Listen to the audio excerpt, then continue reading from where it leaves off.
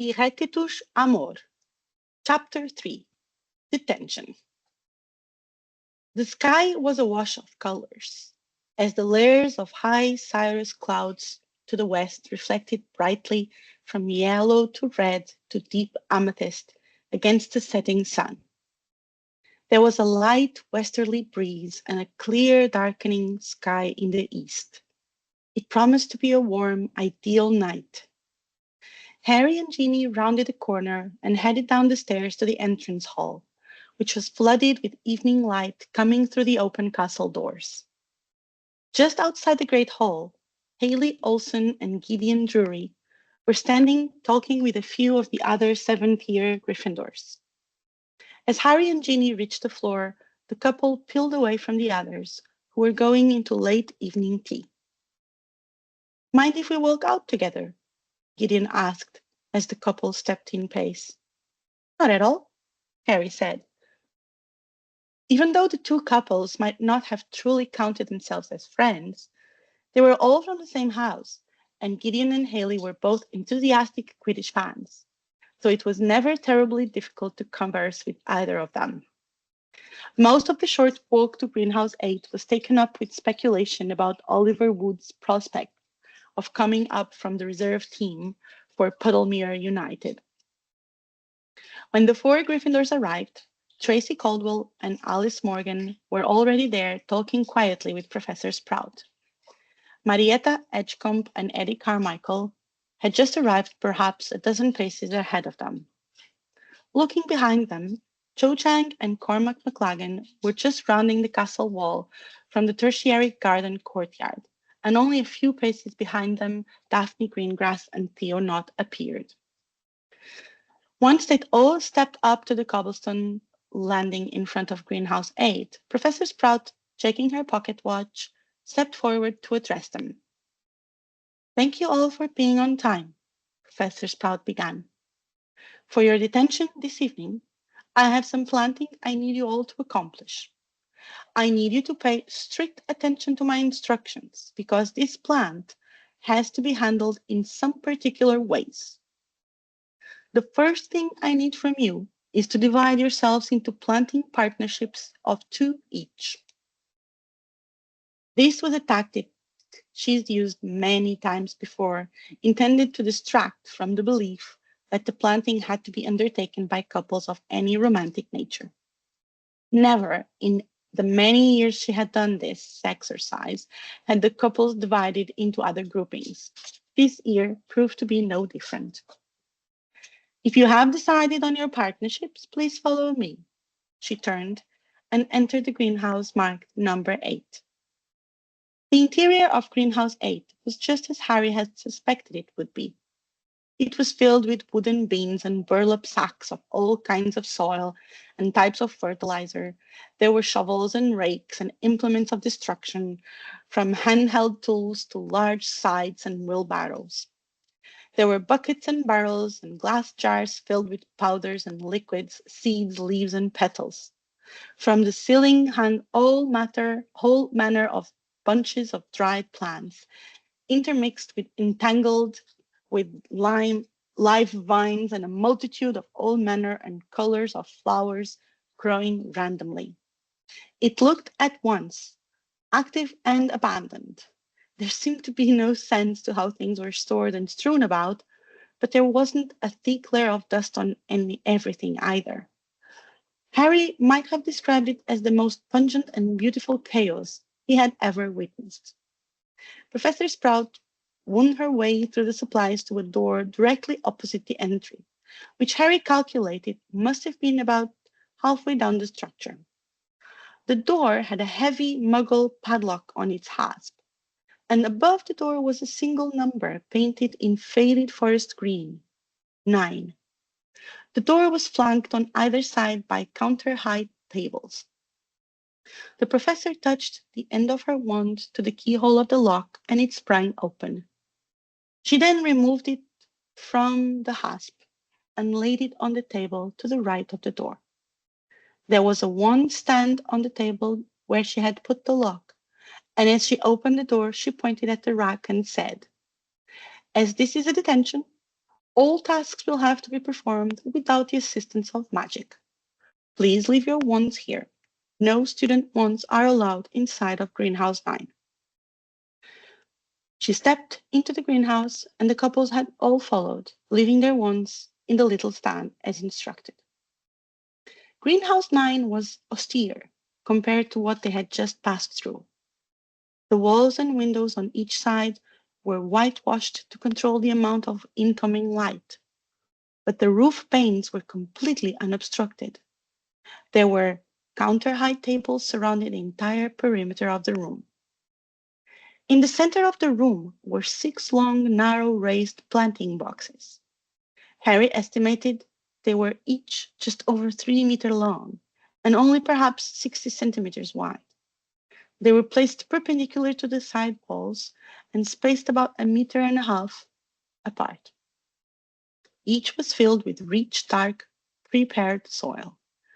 At the far wall was a large barrel placed at the center up on the table. It had a spout near its base.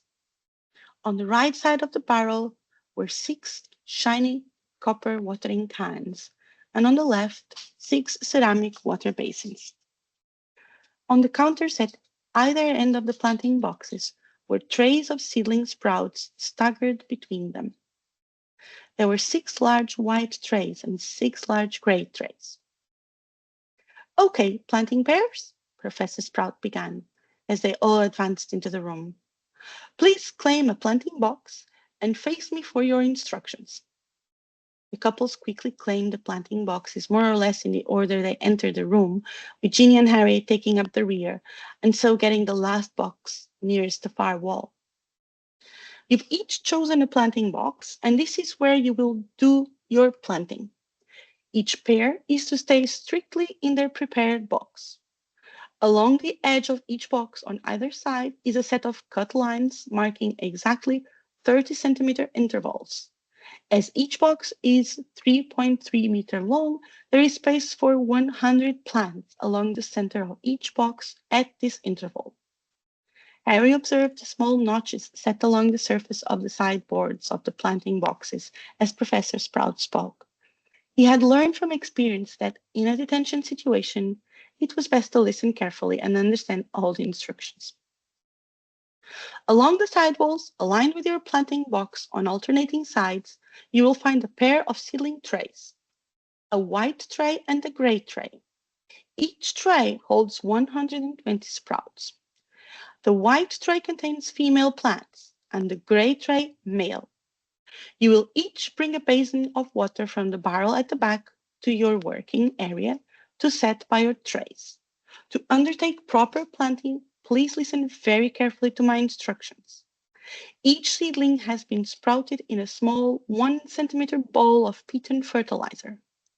These seed rooting balls should be easily removed from the tray simply by gently pulling the plant upward by its stalk. It should come right out of the tray with the rooting ball. If a stalk breaks, simply choose another. That is why you have 120 on each tray. One of you will take from one tray and your partner the other. It does not matter which, as long as you take a sprout from each. Now gently submerge the rooting ball in your water basin. It does not need to remain there, just a quick dunk will suffice. Professor Sprout was miming the motion in the air before her. Next, quickly take your sprout to the planting box, where you will make a small hole in the appropriate place with your 4 fingers. If you stand on opposite sides of your box and make your hole by touching the back of your 4 fingers together and then pressing down into the soil to the depth of your middle or intermediate knuckle, you should have created a dual hole that will perfectly accommodate the 2 rooting balls. Drop them together into the hole and gently press the soil from either side to close the holes around the stalks. Once you have filled your planting box with 100 planted pairs of sprouts, empty your basin water into one of the copper watering cans and give your row a nice gentle drink of water. You may add more water from the barrel to top off if you wish. When you have finished, Return the empty basin and watering can to the back table where you found them. Clean up your working area as needed, and you are done. She paused for a moment. Are there any questions? Yes, Professor, Alice Morgan spoke. How important is the proper spacing? Very good question, Alice, Professor Sprout said. I mentioned the marking of 30 centimeters along the sides of the planting boxes. This is so you can properly space your sprouts. Of course, absolute accuracy is not required, but who does not appreciate an accurately ordered planting box? If you would like to set a center line, there is also a peg on each of the end of the boxes marking the center. You are welcome to stretch a line from end to end. There should be plenty of string in the other room. Alice nodded knowingly. Any more questions? Daphne Greengrass spoke up.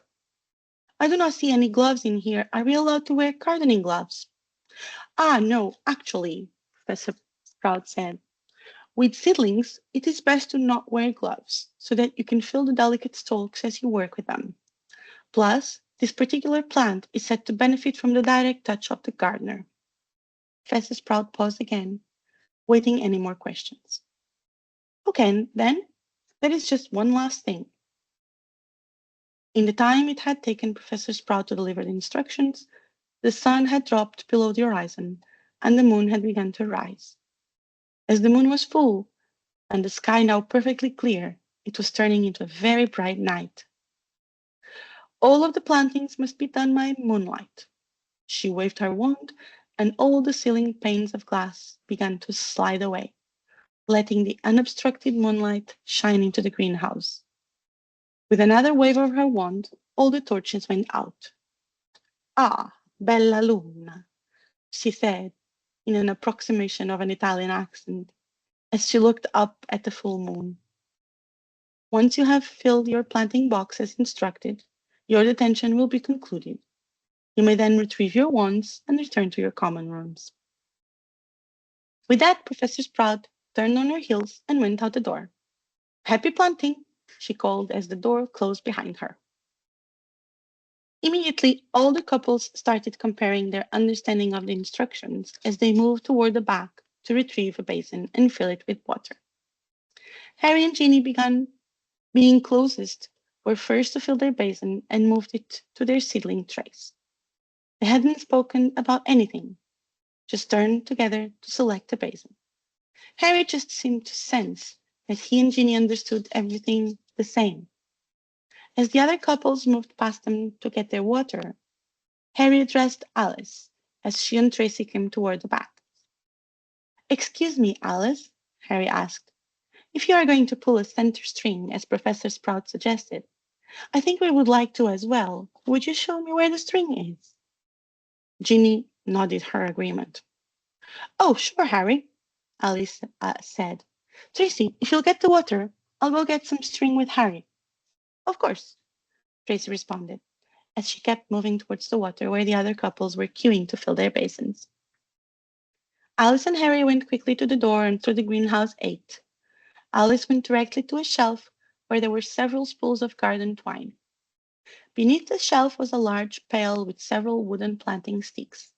Harry picked one up and looked at it. It was a simple wooden dowel and appeared to be very straight. I don't suppose there's a saw in here anywhere, he asked. There should be some pruning saws over there, Alice pointed across the room to the opposite counter. Harry stepped over and found a small pruning saw and picked up a bit of marking chalk as well. What are you up to, Harry? Alice asked, standing there holding a ball of twine. I'll show you, he said, and he picked up a second wooden dowel. They went back into greenhouse 9. Most of the other couples had started planting already. They didn't seem to feel there was any need for an accurate measuring. They were just eyeing their way based on the notches. Cormac McLagan and Eddie Carmichael had made a contest out of the whole thing to see who could finish fastest. Harry set one of the dowels up on the edge of the first planting box and rolled it forward until it settled in the first notches. Ah, Alice said. I follow your thinking now. Brilliant. Harry carefully aligned one end of the dowels with the side of the planting box and, using the saw, cut them at the other end to be the perfect length to cross the top. Then he carefully marked the center of each dowel from the marking on the end of the planting box using the chalk.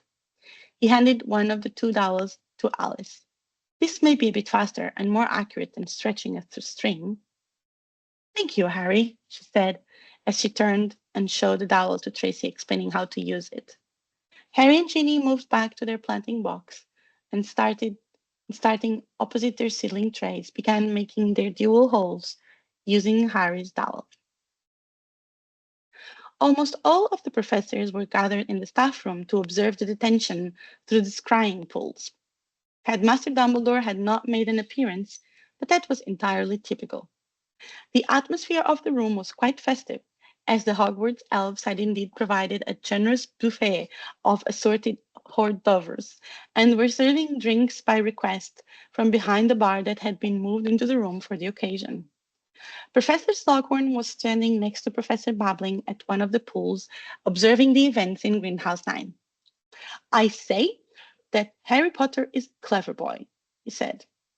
Takes after his mother, I suppose. Lily was her name. She was one of the best potion students it was ever my pleasure to instruct. Did you know her? No, Horace, Bethesda responded. I never had the pleasure. I came to Hogwarts in 1980, but I have heard many tales. Indeed, those were some very interesting years, Horace chuckled. A Swedish meatball rolled off his plate of hors d'oeuvres and fell into the scrying pool with a plop, sending ripples through the image. Oh dear, he chuckled a bit louder. Pomona Sprout entered the staff room and made her way quickly to the first scrying pool, where Minerva McGonagall and Poppy Pomfrey were standing watching the images within. She observed quietly for a few minutes. I must say I am surprised by Mr. Potter's ingenuity and adeptness at working without magic, she said. Ah, Minerva responded. That is of no surprise to me. The boy was raised by the most atrocious muggles it had ever been my displeasure to observe. When he was 9, Albus asked me to do a week of observance as a pre-Hogwarts assessment. In my animagus form, I was able to use a glamour charm and present myself as one of the neighbor's cats. I remember watching him work in his aunt's garden. He always showed a propensity for task-oriented, logical thought. He's always been an exceptional patient, Poppy Pomfrey said. He doesn't complain, even when he's in pain, and he asks for an explanation of what is happening. Once you explain he's a model patient, follow directions and prescriptions to the letter. Again, some of that comes from his upbringing, Minerva said. He was conditioned to be as little bothered as possible. So, if you offer him respect and acknowledgement, he will give you his best. Indeed, Pomona was considering the ramifications of Minerva's observation. He is certainly being very methodical with his improvised tool. Placement is going to be far more accurate than matters. He and Miss Weasley seem to work together in perfect concert. If their planting does not flower, it will at least be one of the most accurately undertaken plantings I have seen in many years. The only other couple coming anywhere close is Tracy and Alice, and they were two of my very best herbology students. Oh, Merlin's beard, Poppy said suddenly. Well, that's done it. In an apparent effort to speed the process, both Cormac McLagan and Eddie Carmichael had begun dumping their seedlings directly into their basins, against the protest of Cho Chang and Marietta Hedgecombe. Cormac, Cho hissed at me. You cannot tell which tray the sprouts come from now. And what if the poor things drown from absorbing too much water? Marietta leveled at Eddie. What do I care? Eddie retorted. I hate herbology, always have. So the plants don't grow, so what? What does Sprout need with 600 of the bloody plants anyway? She's barmy if you ask me. Listen, we are already near a quarter of the way through, Cormac said.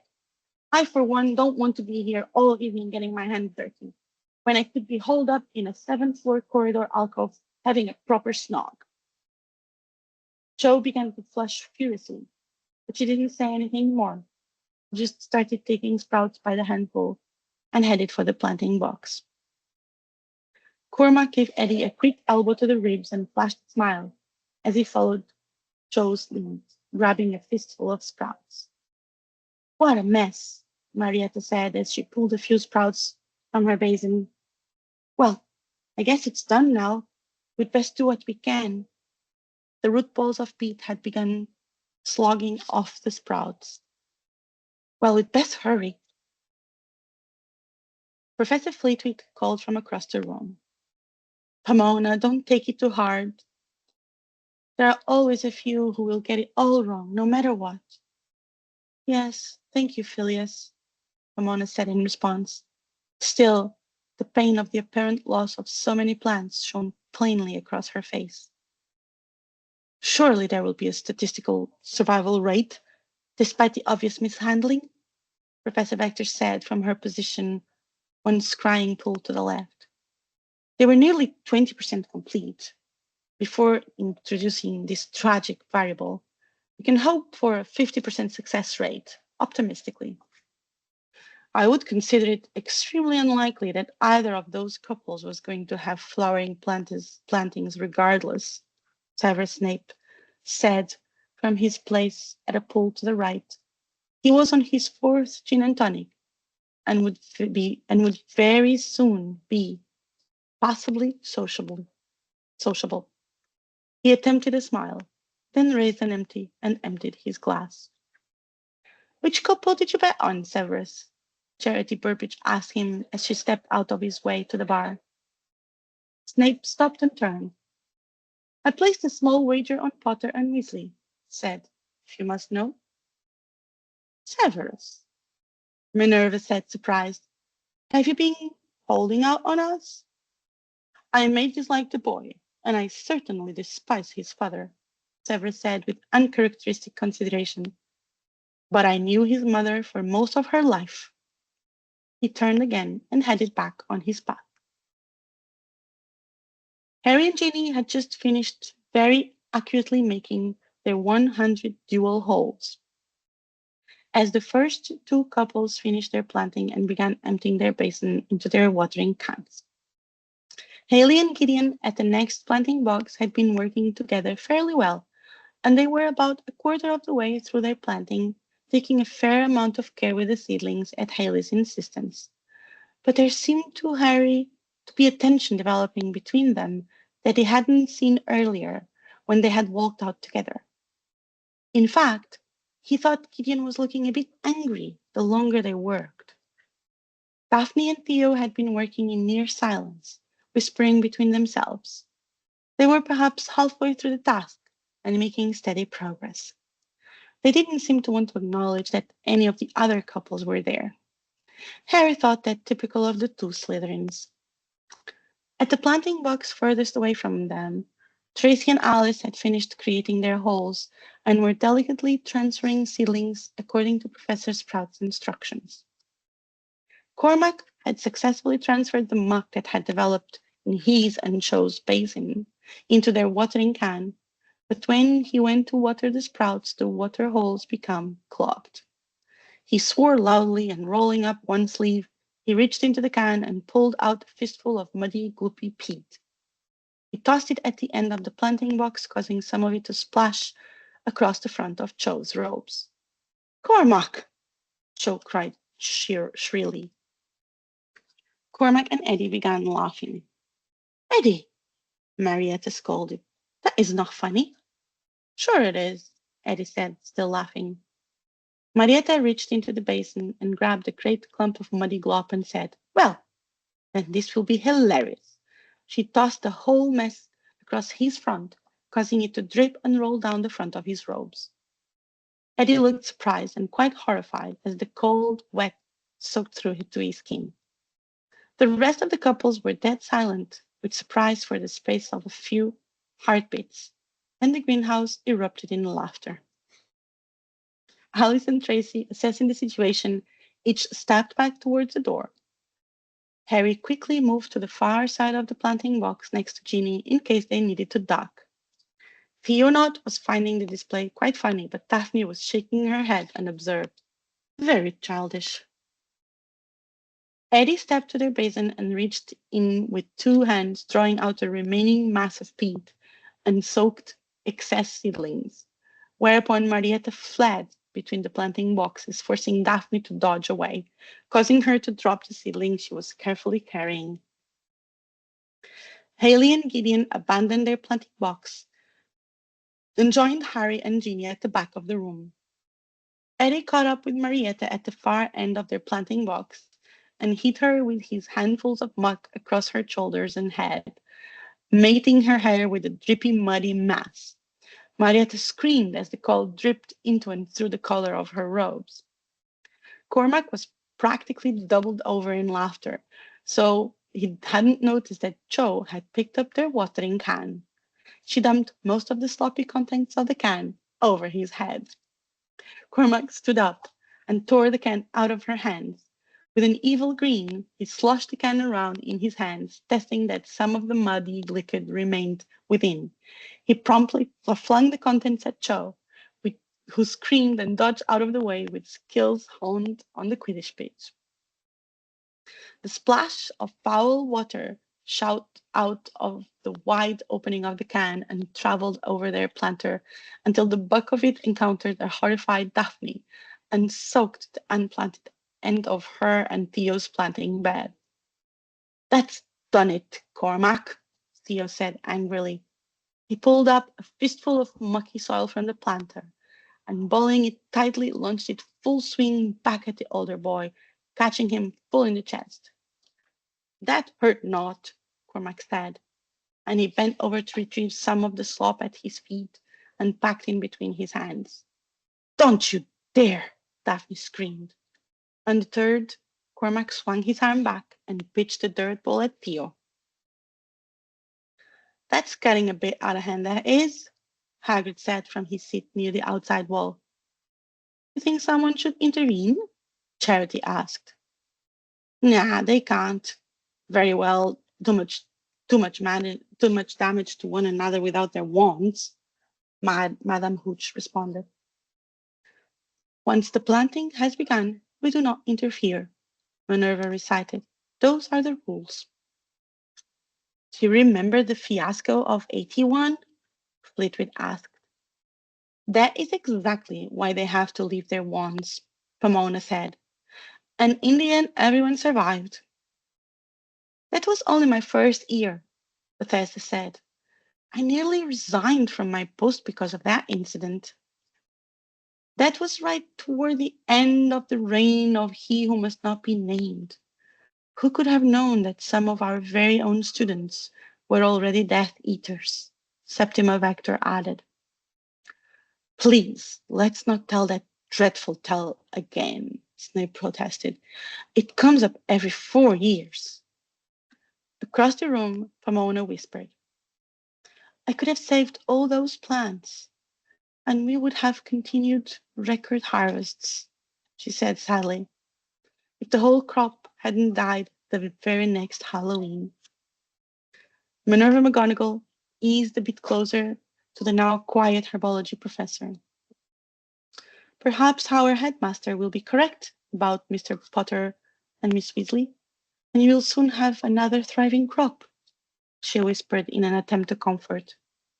Suddenly Hagrid raised his voice excitedly. Attaboy, Harry! Oh dear, Horace Slughorn leaned in, unknowingly dropping another meatball.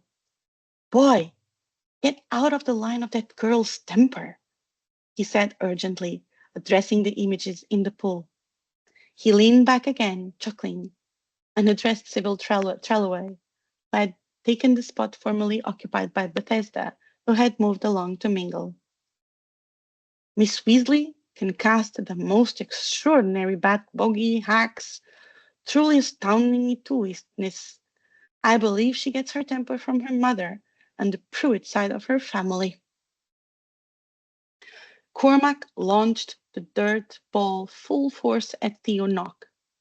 Not, however, was fully prepared for just such an action and easily stepped aside out of the path of the object. As he did so, both boys realized with sudden clarity that the dirt ball was now heading directly and forcefully at the face of a surprised and unsuspecting Ginny Weasley. All that could be heard was a surprised beep at the imminent collision. At the very last instant, faster than anyone would have thought possible, with reflexes honed as a Quidditch seeker, Harry's hand passed just inches in front of Ginny's face, his fingers coming tight around the object, which broke apart on contact. The force of the impact causing his arm to arc backward over Ginny's head. He spun around with a movement of his arm and clutched his left hand with his right. He didn't make a sound, but the look on his face told Ginny he was in pain. He let his hand open, revealing a jagged white stone from the floor of the greenhouses as the dirt and the mud fell away. His hand was bright red from the impact. Ginny grabbed the stone from Harry's hand and held it up to show the others. As she turned, it was as if a fan had come from beneath her, causing her loose red hair to billow out from her shoulders, and it had the glow of flames as it radiated about her head. "You hurt Harry," she said, with an adamant calm that was more frightening than 1,000 screams. Her face was an expression of anger that was like a bucket of ice on Cormac McLagan's soul. He raised his arms as though to protect himself from impending doom. Before Ginny could utter another word, Harry took her hand in his, and despite the pain, gave her a gentle squeeze. He could feel her excess magical energy suddenly break and dissolve. It came through her arm, passing into him like a flood. Their palms glowed golden together for an instant, to the utter astonishment of everybody in the room. And Harry's pain was gone. She turned her face to Harry and smiled gently, then turned back to Cormac and screamed, "Out! Now! Both you and Eddie, and take your girlfriends with you." Cho looked affronted, but too completely cowed to dare respond. They left everything where and how it was, and the two couples quickly exited the greenhouse. At that moment, first year Millie Harper happened to be passing in front of the staff room, headed on her way to the Ravenclaw common room. She was concentrating hard on opening the last of half a dozen chocolate frog cards she'd received by owl post from her older brother.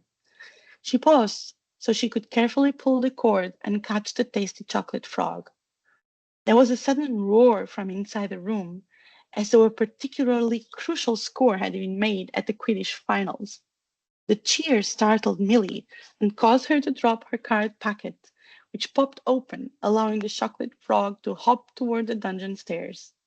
She shot a disturbed look at the staff room door, grabbed the card pack, and leapt after the coveted frog. The atmosphere in the staff room was gleeful and boisterous. "The boy is a born seeker," Professor McGonagall exclaimed at the sight of Harry's catch. Everyone's attention was on the scrying pools as Ginny checked Harry's hand and turned to reveal the rock from within the clump. Commentary was erupting at each pool, with members of the staff reacting to the unfolding events. "Look, look! That child is doing wandless magic," Professor Flitwick declared. "Brilliant! Oh, look! It is healing magic," Matron Poppy Pomfrey added. "This is extraordinary indeed." "What does that mean for the planting, Pomona?" Septima Vector asked. "Such an outburst of angry emotional magic. Will this derail yet another planting sequence?" "It's difficult to say," Professor Sprout responded. "It depends entirely on the emotional motivation of the outburst and the residual magical energy released. We'll just have to wait and see." Snape turned toward the others and nearly lost his balance in the quick movement. He took a moment to steady himself, holding tight to the back of a chair. His usual poker face was betrayed by his evening's consumption, and something of angry envy was trembling slightly on his lips. Do you honestly not know what you've just witnessed? He said, speaking slowly, clearly trying not to slur his words. You see defense and call it only anger? I swear sometimes I cannot believe you are my colleagues. He pointed angrily to the scrying pool at his side. That unworthy boy, like his father before him, is graced with the highest emotional honor. Don't you see? A golden glow. Manifest as emotional magic can mean only one thing. He paused. This world is so extraordinarily unfair. He lost his grip on the chair and nearly fell over, catching himself and standing straight up, stiffly and unsteadily. It makes me hate him more. The room had gone silent. Everyone's eyes were on Snape, who was normally quite reserved and antisocial. He suddenly seemed to realize his own outburst, and embarrassed regret played across his face. Forgive me, he said with a slightly bow of his head. I will remove myself now. He moved unsteadily towards the back entrance to the staff room. Minerva McGonagall caught the eye of one of the serving elves and gestured towards Snape. Suddenly, two elves stepped towards Snape, flanking the tittering professor, and they all disappeared into a pop of elf magic. Well, he'll be paying for that in the morning, Professor Slughorn chortled. The room immediately returned to excited conversations. What did Professor Snape mean about the golden glow? Charity Burbage quietly asked Professor Trelawney, whom she found herself standing next to another one of the pools. Sybil did not seem entirely steady herself, but she looked up thoughtfully and responded, Emotional magic is often accompanied by a colorful glow, she said, as though reciting from a book. A golden color is considered the most powerful emotional expression and generally associated with acts of love. Professor Burbage giggled uncomfortably. Do you understand? Professor Trelawney asked. Yes, Charity responded thoughtfully. I understand I have wagered unwisely. Hermione left the Gryffindor common room only a few minutes after Harry and Ginny. Ron was so engrossed in the chess match that he didn't notice when she quietly got up and left. There was a mystery to solve here, and Hermione was just a little frustrated that the boys were content to leave it be. Harry and Ginny seemed content in the fact that they were getting to spend time together, and so the reason seemed to otherwise not matter. Hermione wanted more facts. The whole term had been dominated by Harry's obsession with the Half-Blood Prince's potions books and his suspicions that Malfoy had become a Death Eater and was up to no good. That, and what he had told them about his meetings with Headmaster Dumbledore, which she suspected was only a fraction of the actual experience. She could understand that he only had so much concern available for anything outside his central focus, which he was already balancing against his new romance with Ginny.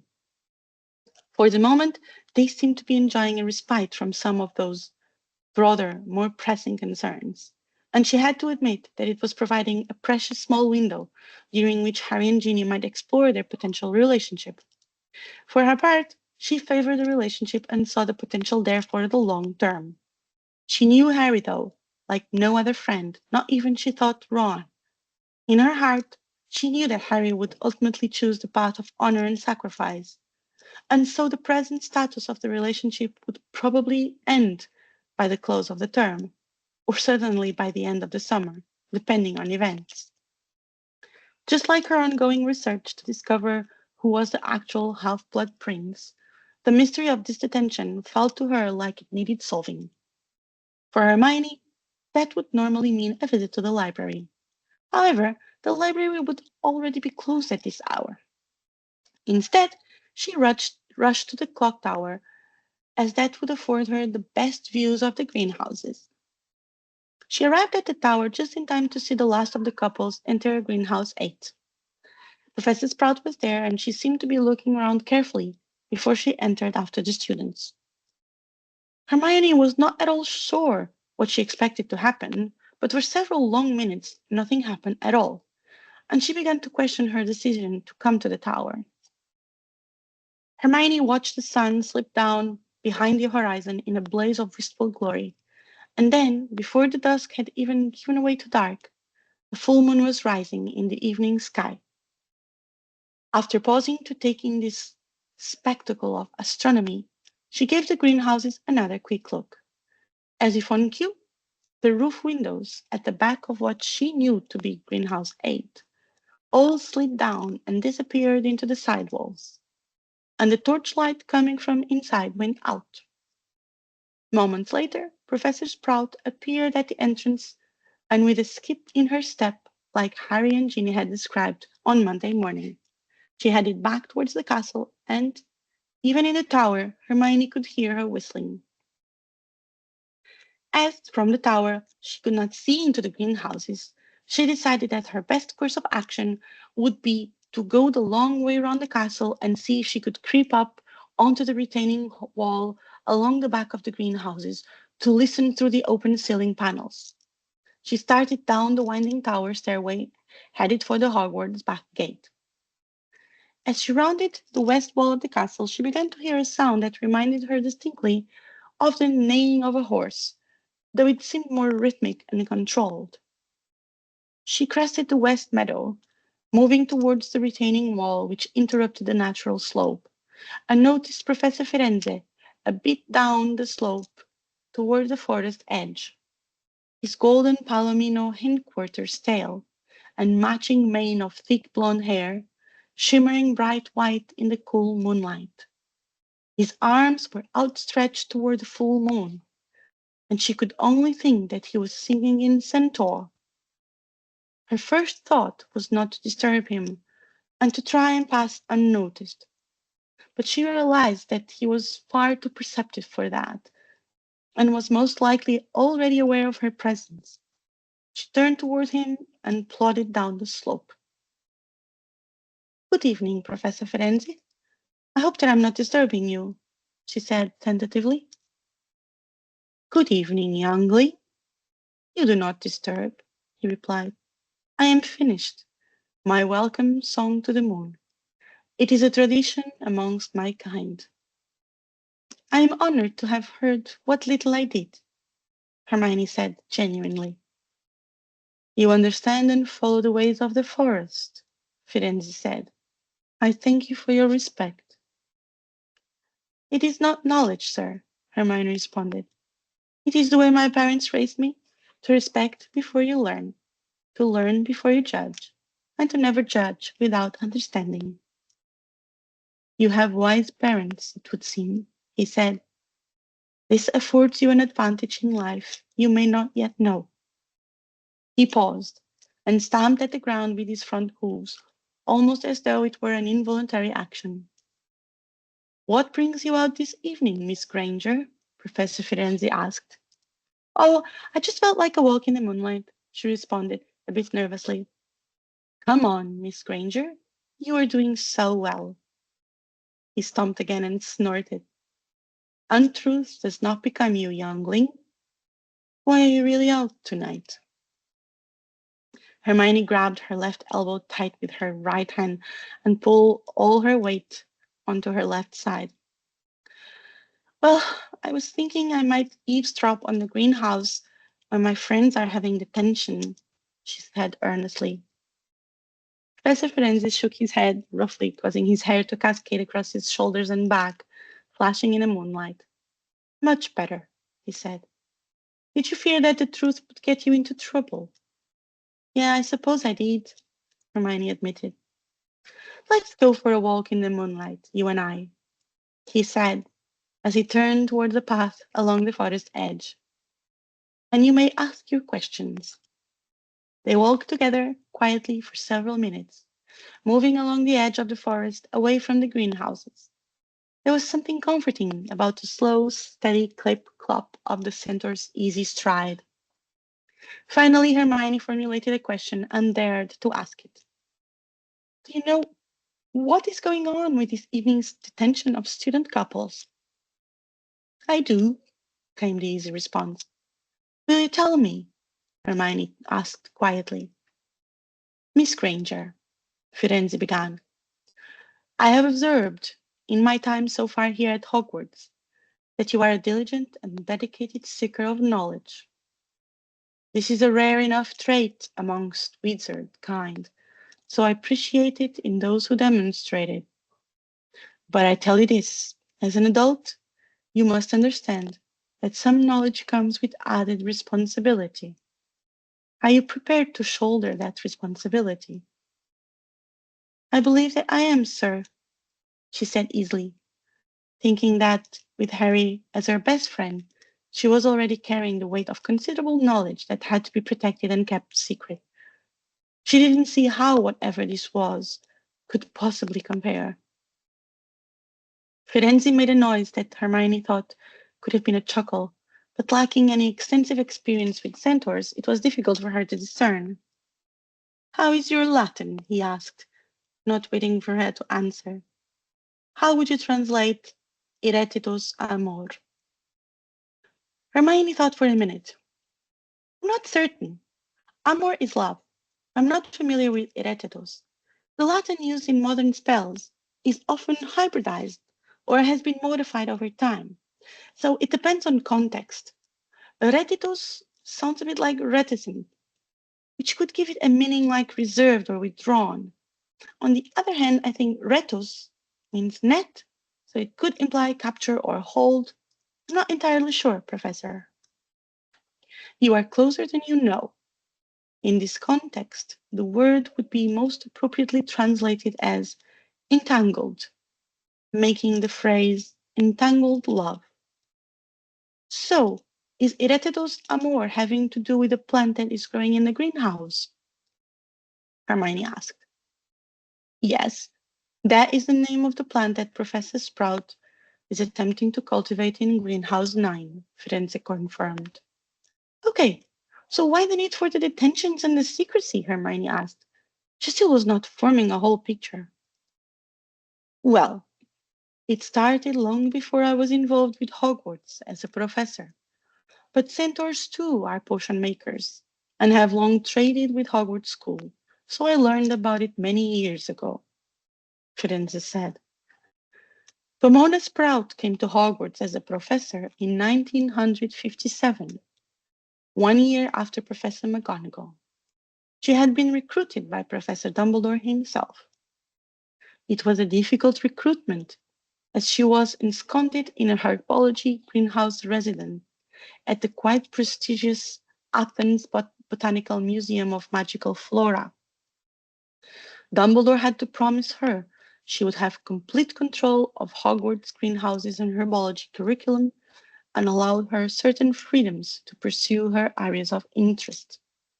He agreed, and this led to her pursuit of a small amount of commercial growing for trade and profit. Yes, Hermione responded. A friend, Neville Longbottom, was saying that her crop of mandrake is quite sought after in the herbology world.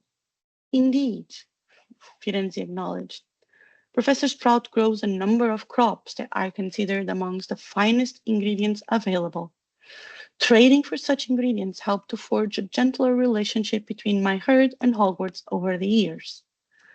When she came from Greece, she brought with her a trove of seeds and cuttings, many of which were her ongoing experiments, and others were of such rarity that she was driven to try to preserve them. What she is having planted this evening is both rare and difficult to cultivate. Excuse me, Professor, Hermione interrupted. Does this plant Irretitus amor have a more common ingredient name? It wouldn't also be called heart petal, would it? Yes, it is. Do you know it? Firenze asked. Well, I had seen it on potion ingredients lists, Hermione said. Earlier, before he left for his detention, Harry asked Neville what he knew about plants that required anything of couples. Neville told us about love orchid, lover's vine, and Aphrodite rose. But once Harry and Ginny had left, I remembered seeing heart petal on the ingredients list as well and asked about it. Neville explained that it is a hybrid plant of lover's vine and Aphrodite rose. used as a substitute for love orchid. He also described it as a potion stabilizer. He said it is very difficult to cultivate, and there is something about the plants being tied to the romantic relationship of whoever plants them. I asked him directly if that is what could be being planted, but he said he doubted it. Ah, well, you can forgive him for that, Francis stated. I would guess that as such an interested and knowledgeable student, Professor Sprout most likely has placed a charm upon him to restrict sharing knowledge of many of her cultivation secrets and plant hybrids. The herbology industry can be quite competitive. But you can tell me more, Professor? Hermione asked. I can tell you that the Irretitus Amor is, as you have been told, a hybrid, and that it does have some odd cultivation characteristics. Like Amantis vitis or lover's vine, hard petal produces distinctly male and female seeds. Unlike lover's vine, these seeds need not be planted together. Instead, they can be cultivated individually, but they will not sprout for 4 years once they have been placed in the ground. In the year that they do sprout, they will only mature if during the first full moon following their emergence, a male and female plant are close enough together that they can merge and become one. Upon doing so, they will quickly grow and produce a seed pod, releasing a new crop of seeds that can be planted and will then emerge 4 years later. This in itself is complicated enough, but to have any magical potency useful for potion making, the plant must also flower. Oh, I see, Hermione said. That must be why, as a potion ingredient, it is referred to as heart petal.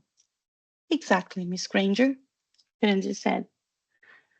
It is only the petals that carry any transferable magical characteristics. And that characteristic is presumably love? Hermione asked. Yes, now you understand, Firenze said. They walked in silence for another minute, then Hermione spoke again. Professor, I still do not understand how love gets into the plant. Yes, well, that is the fascinating thing that Professor Sprout was one of the first to discover, Firenze said. It seems that if a couple who are in love carry out the transplanting of the seedlings under the appropriate full moon and make physical contact with the plant will absorb their potential love, creating a tie between their relationship and the plant itself. If the couple goes on to develop a truly loving relationship, the plant will vine and spread, flowering annually, and the color of its blooms will reflect the depth of their love, with darker pigmentation representing deeper love. Color is how the petals are graded for effect and efficacy as a potion ingredient. But there is a catch. The planting couple cannot be aware of any of this. So the transference effect between couple and plant only happens as a consequence of being unaware? Hermione asked. Professor Sprout's theory is that the planting couple must be newly formed, or that we could, or what we could call fledgling.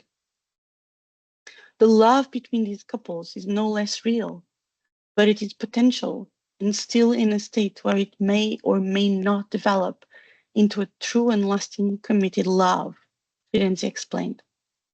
It seems that is the potential that creates the magic link. When the seedlings are planted by an already established committed couple, only the seed pod is produced. Ingenious, Hermione said. So, Professor Sprout realized that if she came to Hogwarts, she would have a greater chance of finding the required fledgling couples within the student body.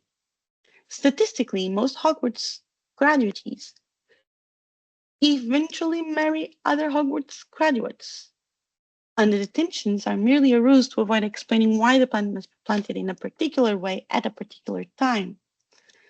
The students take the strange conditions of the task as part of the detention rather than part of the cultivation. And now you understand, Firenze said. The required conditions must be guarded by secrecy, because if they become common knowledge, there would never be couples whose blissful ignorance of the task allows the transfer of potential. How much success has Professor Sprout had with his planting methodology? Hermione asked. Her operational scale is quite small, but she has produced some successful plantings over the years, Firenze said. Along the way, the every 4 year sprouting took on an aspect of tradition and expectation as a special event for the professors at Hogwarts. She does not get to pick all the couples by herself. There are nominations and there are wagers on possible outcomes. You mean they bet on the results? Hermione said with surprise. Some do indeed, Firenze confirmed. Unfortunately, the picking of the couples is not always given the proper observation or consideration. And too often the couples are not truly in love or moving toward a committed, sustainable love. They may get a single initial bloom, but then when the relationship ends, the plant generally dies. So you can see why ignorance of the process may be preferable to the well-being of the participants involved. Hermione nodded affirmatively. I suppose that also explains why the greenhouses are not overflowing with these plants. Have there been any great successes? None recently, Firenze said. 4 years ago, my understanding is that due to events at the school concerning the Chamber of Secrets, the normal professorial involvement was cancelled. I believe Professor Sprout attempted to pick some couples and hold the detention on her own, but there was nothing beyond seeds produced. In the years before that, there were a few pink blossoms, but the plants withered within a few months to a few years, so the relationships failed to develop into lasting love. They had come to a split in the path, and Firenze stopped walking. The last great success was in 1977. That year, there was a couple at school that produced a crop of blooming plants with the darkest, most potent petals anyone has ever known then or since. It was truly astounding as a potion ingredient and was widely coveted by potion makers in this and several other countries. He paused. Unfortunately, the entire crop died abruptly on Halloween night in 1981, and nothing like it has ever been seen again. It was a devastating loss to the herbology world.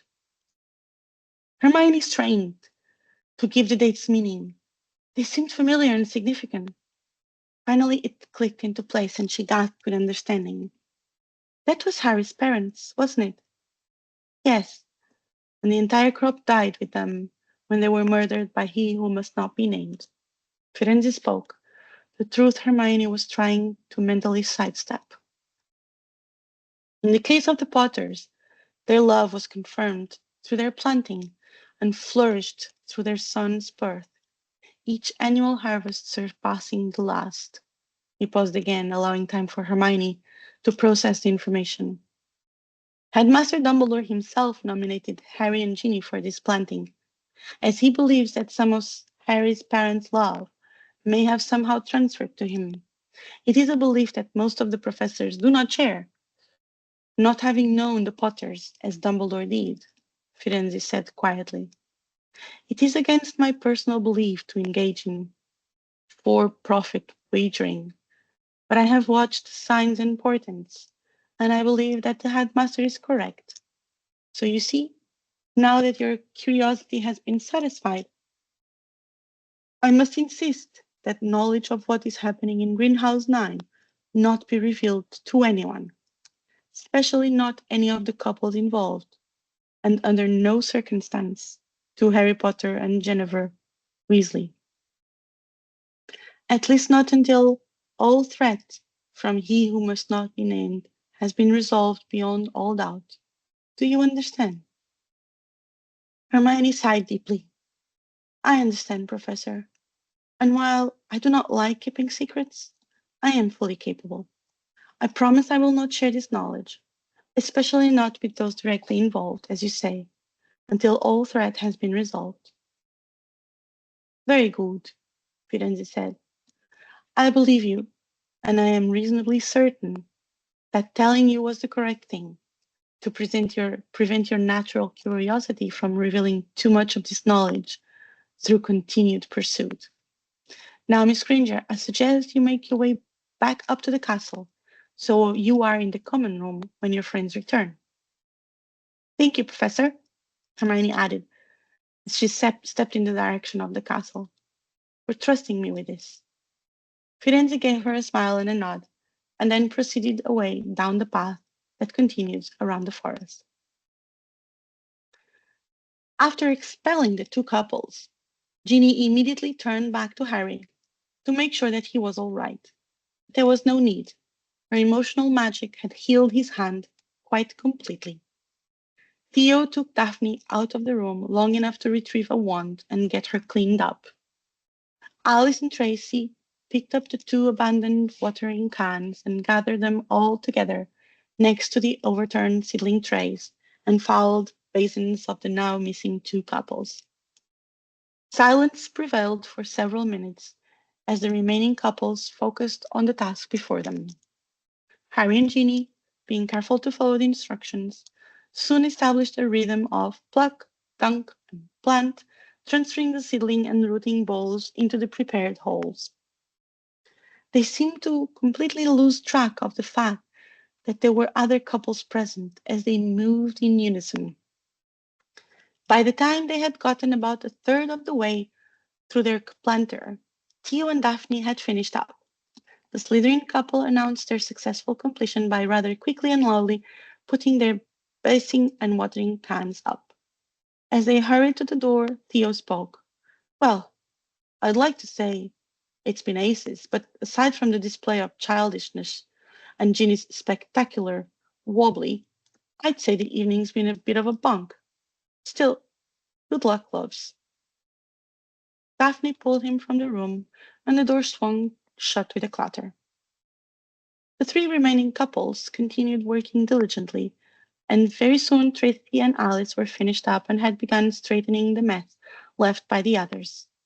Haley and Gideon had fallen into a low, whispered conversation that sounded almost angry at times, and Harry and Ginny were just quietly planting their seedlings with the focus of two teammates setting up a Quidditch score.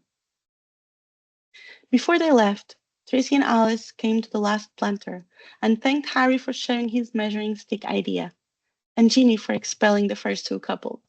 They quickly said goodbyes and left the greenhouse. There was quiet again for a few minutes while Gideon and Haley finished planting and emptied their basin into their watering can. Gideon suddenly broke the silence. So your studies are more important than mine, he said angrily. Haley was clearly upset, responded. I never said that. But you would rather stay in London and do this thing at St. Mungo's than come with me to Egypt, Gideon accused. Must we discuss this here and now? Haley asked pleadingly. Yes, Gideon said rudely. I don't care who is here. A wife should support her husband first, and I want you to be my wife, so I believe it reasonable that I expect you to follow me in my pursuits. So, anything I want in my life is second to what you want? Haley asked through glassy, tear-filled eyes. Exactly so, Gideon blurted out. If you love me and you are to be my wife, then I must lead and you must follow. Harry couldn't believe what Gideon was saying. He didn't consider himself properly brought up, but he couldn't fathom the idea of what even he knew to be such an antiquated attitude towards a committed relationship. Ginny had simply gasped in disbelief across the planter from Harry. Haley was now crying and painfully upset. She quietly responded, If that is how it must be for you, Gideon, I love you, but I will never be your wife. Gideon was silent and looked dumbstruck. He clearly could not believe what she was saying. His face grew suddenly angry, and he took a quick step towards her, his finger before him set to woggle angrily upon his opinion. Harry had seen that face before too many times.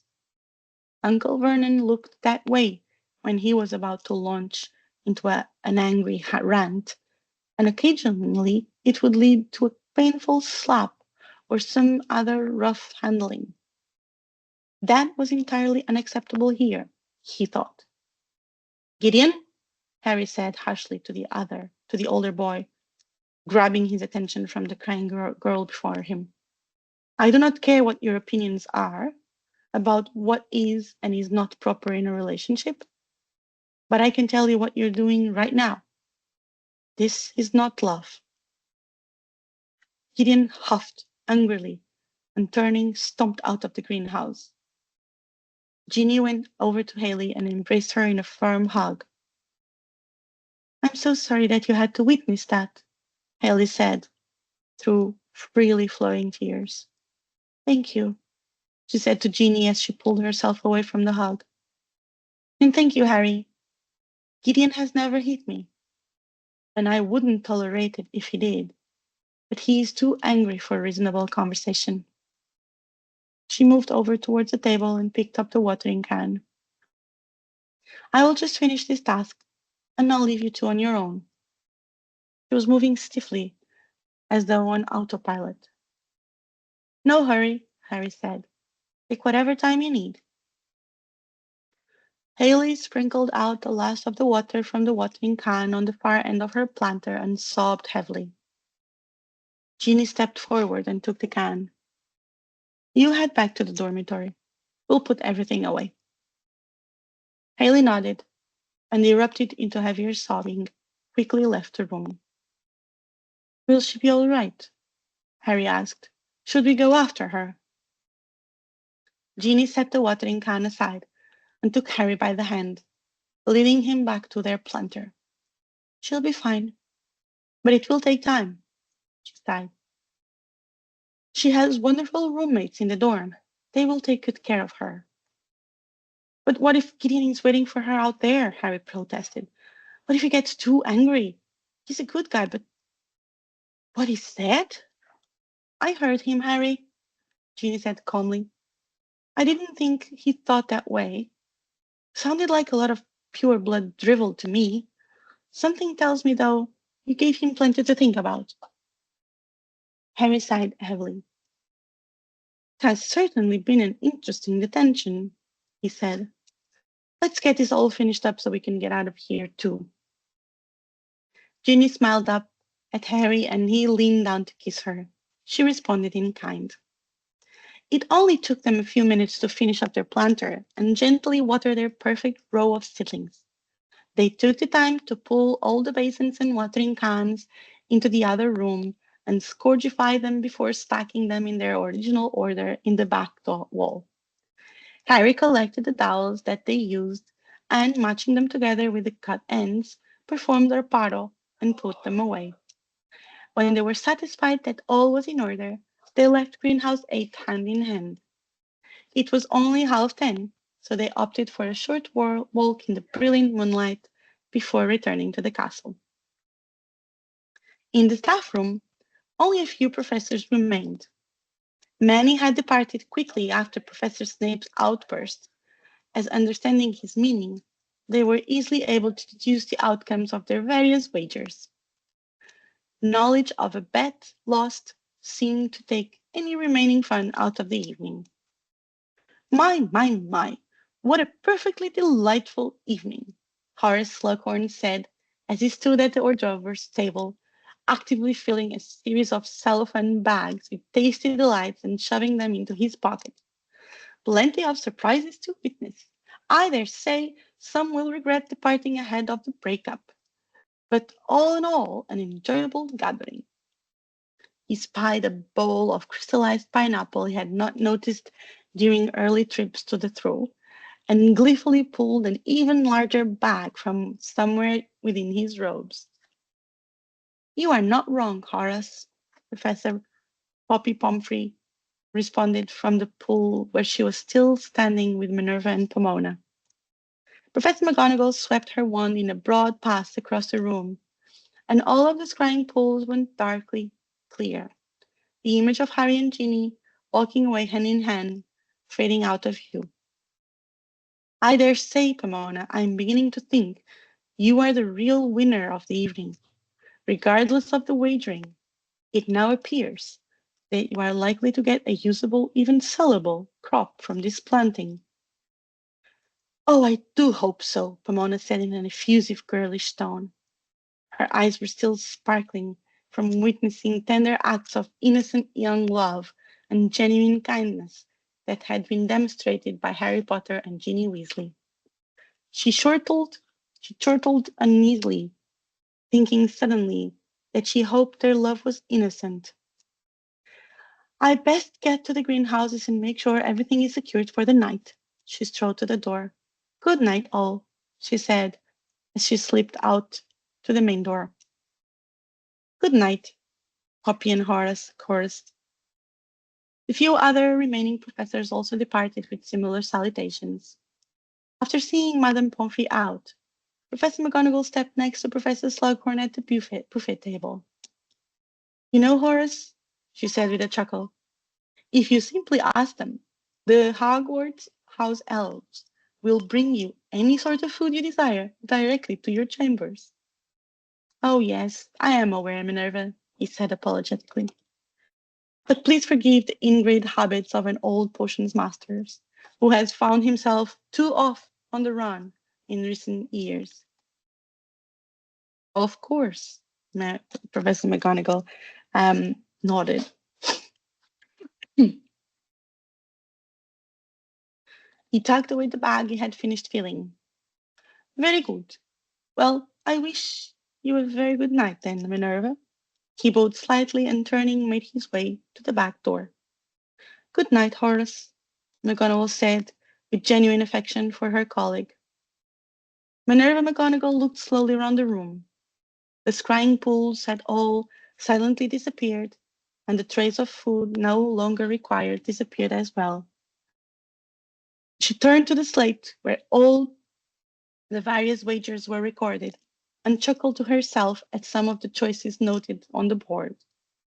She hoped that after a few days' growth, Pomona would be able to confirm what everyone now suspected would be the outcome of Harry and Ginny's planting. After witnessing such an emotional display as Ginny's, there seemed little doubt that Albus had been right to nominate them. He had given the impression that his faith was all in Harry, but he must have also seen something in Ginny as well. One day, perhaps, she would learn not to second-guess the men. Sometimes she had to admit it. It infuriated her that he was so unquestionably gifted, both in magic and perception. She did not really concern herself with the outcome of the betting financially. Her wagering was always small and more a matter of personal predictive pride. But she was pleased to note that she was amongst the minority that had wagered on faith in the Gryffindor couples. She would win on Harry and Ginny, and very unfortunately, she thought, lose on Haley and Gideon. And then there was Cormac McLaggen. How he had ever been placed in Gryffindor House, she could only wonder.